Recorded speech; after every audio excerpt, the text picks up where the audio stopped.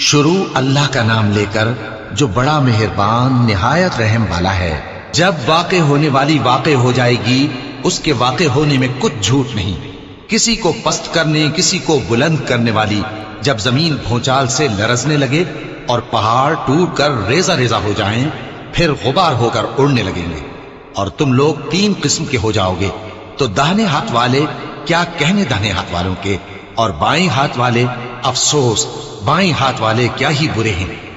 اور جو آگے بڑھنے والے ہیں ان کا کیا کہنا، وہ آگے ہی بڑھنے والے ہیں، وہی اللہ کے مقرب ہیں۔ نعمت کی بہشتوں میں وہ بہت سے تو پہلے کے لوگوں میں سے ہوں گے اور تھوڑے سے بعد والوں میں سے،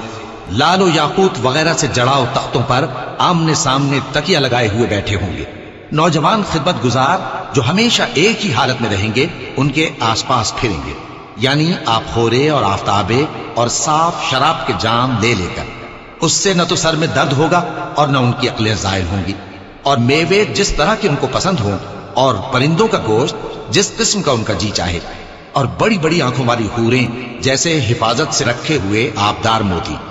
یہ ان کے اعمال کا بدلہ ہے جو وہ کرتے تھے۔ وہاں نہ وہ بیہودہ بات سنیں گے اور نہ گالی گلوچ، ہاں ان کا کلام سلام سلام ہوگا۔ اور داہنے ہاتھ والے کیا کہنے ہیں داہنے ہاتھ والوں کے، وہ بے کانٹوں کی بیریوں اور تہ بتہ کیلوں اور لمبے لمبے سایوں اور بہتے پانی کے چشموں اور بہت سے میووں کے باغوں میں ہوں گے، جو نہ کبھی ختم ہو اور نہ ان پر کوئی روک ٹوک ہوگی،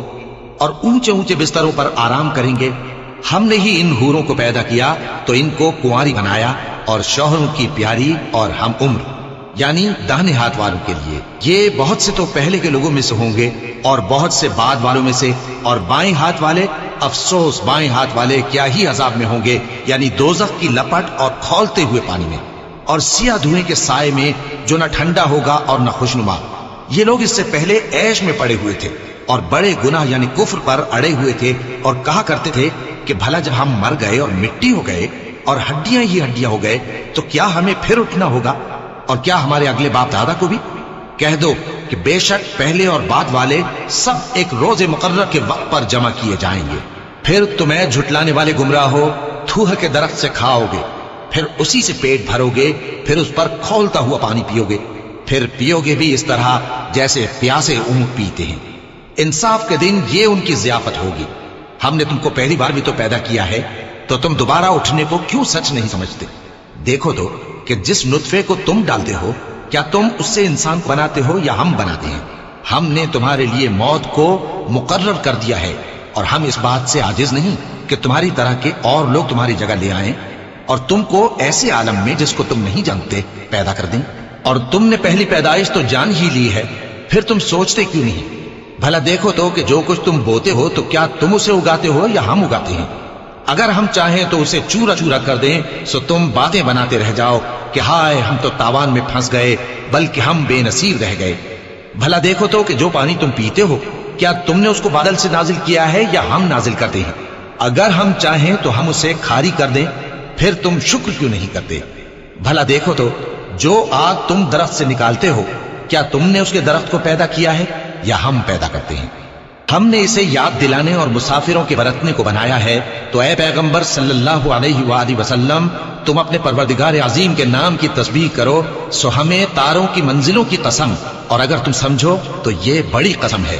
کہ یہ بڑے رتبے کا قرآن ہے جو کتاب محفوظ میں لکھا ہوا ہے، اس کو وہی ہاتھ لگاتے ہیں جو پاک ہے، یہ رب العالمین کی طرف سے اتارا گیا ہے۔ کیا تم اس کلام کے ماننے میں دیر کرتے ہو اور اپنا وظیفہ یہ بناتے ہو کہ اسے جھٹلاتے رہتے ہو؟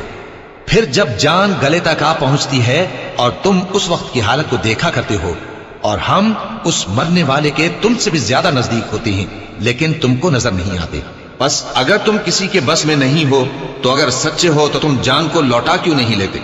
پھر اگر وہ اللہ کے مقربوں میں سے ہوا تو اس کے لیے آرام اور روزی اور نعمت کے باغ ہوں گے، اور اگر وہ دائیں ہاتھ والوں میں سے ہوا تو کہا جائے گا کہ تجھ پر داہنے ہاتھ والوں کی طرف سے سلام، اور اگر وہ جھٹلانے والے گمراہوں میں سے ہوا تو اس کے لیے کھولتے پانی کی ضیافت ہوگی اور جہنم میں داخل کیا جانا۔ یہ بات واقعی یقینی ہے، تو اے نبی صلی اللہ علیہ وآلہ وسلم تم اپنے پروردگار عظیم کے نام کی تسبیح کرتے رہو۔